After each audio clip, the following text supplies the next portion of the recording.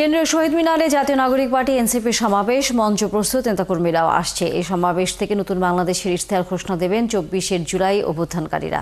সমাবেশকে ঘিরে কেন্দ্রীয় শহীদ মিনার এলাকায় নিরাপত্তা ব্যবস্থা জোরদার করা হয়েছে। দর্শক, আমাদের সহকর্মী রাশেদ আনিস আছেন এই বিষয়ে সর্বশেষ খবর নিয়ে। আমরা যুক্ত হচ্ছি তার সাথে। রাশেদ, এনসিপি নেতাকর্মীরা এসে উপস্থিত হয়েছেন কিনা জানাবেন।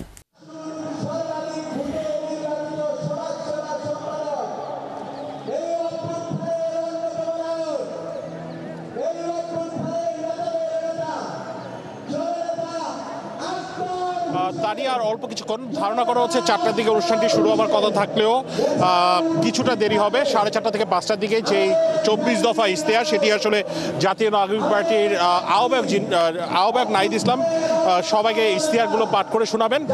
আমাদের সাথে এখন যোগ দিবেন জাতীয় নাগরিক পার্টির যুগ্ম আহ্বায়ক অনিক রয় এবং জুলাই যে পদযাত্রা হয়েছিল সেই জুলাই পদযাত্রার সদস্য সচিব। আমি একটু অনিক রয়ের কাছে জানতে চাই, 24 দফা একটু ধারণা দিবেন, আর অল্প কিছুক্ষণের মাঝে নাহিদ পাঠ করবে। প্রথমত বিষয় হলো, আপনারা জানেন যে আমরা প্রায় 1 মাস বাংলাদেশের প্রত্যেকটি জেলায় যাওয়ার চেষ্টা করেছি। আমরা আমাদের অফিসিয়াল প্রোগ্রামগুলোর বাইরেও প্রচুর আনঅফিসিয়াল প্রোগ্রাম করার চেষ্টা করেছি। আমরা বাংলাদেশের পিছিয়ে পড়া জনগোষ্ঠী থেকে শুরু করে সংখ্যালঘু জনগোষ্ঠী থেকে শুরু করে বিভিন্ন মানুষের কাছে, কৃষক, শ্রমিক, সবার কাছে পৌঁছাতে চেষ্টা করেছি। তাদের কাছ থেকে আসলে শুনতে চেয়েছি যে তারা আসলে বাংলাদেশটিকে কীভাবে চায়। তো আমরা মূলত সেই যে মানুষের যে আকাঙ্ক্ষাগুলো, সেই আকাঙ্ক্ষাগুলোকেই আজকে আমরা আমাদের দলিলের শব্দে নিয়ে এসে এই শহীদ মিনার থেকে আমাদের যে অভিজ্ঞতা, এই অভিজ্ঞতা আমরা পেয়েছি এই গত 1 মাসে সারা বাংলাদেশ ঘুরতে গিয়ে, সেইগুলোকেই অ্যাকুমুলেটেড করে আজকে মূলত আমরা আমাদের যে ইশতেহার, সেই ইশতেহার দিব। আমরা যতটুকু জানি যে স্বাস্থ্য, শিক্ষা, দুর্নীতি সিন্ডিকেট, পরিবেশ, পুলিশ সংস্কার, মিডিয়া সংস্কার, একটু দাবিগুলো একটু বলবেন যে এই চোখে আসলে আপনারা বাংলাদেশটাকে দেখেন।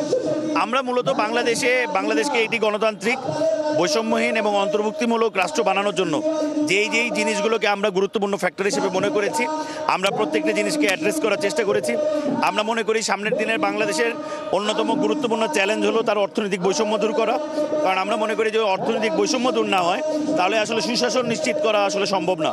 ফলে আমাদের আজকে ইশতেহারে আপনারা দেখবেন যে অর্থনৈতিক যে বৈষম্য, সেই অর্থনীতি বৈষম্য এবং হচ্ছে যে স্বৈরাচার যাতে আর কোনো রকমের কোনো ফিরে না আসে, সেই বিষয়ে কিন্তু নাহিদ ইসলাম আর অল্প কিছুক্ষণ পর 24 দফা ইশতেহার ঘোষণা করবেন।